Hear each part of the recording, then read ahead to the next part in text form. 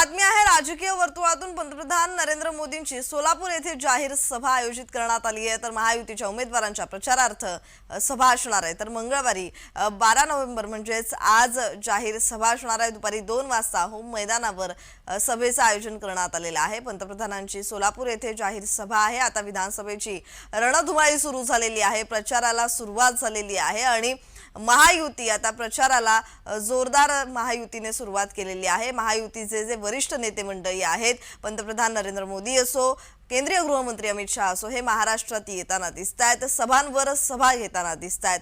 महायुतीच्या उमेदवारांसाठी पंतप्रधान नरेंद्र मोदी हे प्रचाराच्या मैदानात आहेत।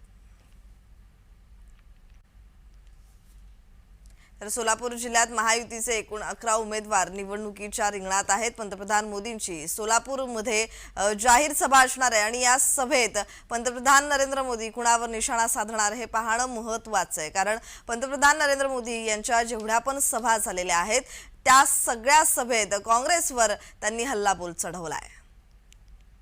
तर या संदर्भात अधिकची माहिती देत आहेत आमचे प्रतिनिधी संतोष कुलकर्णी। संतोष, या संदर्भातला अधिकचा तपशील।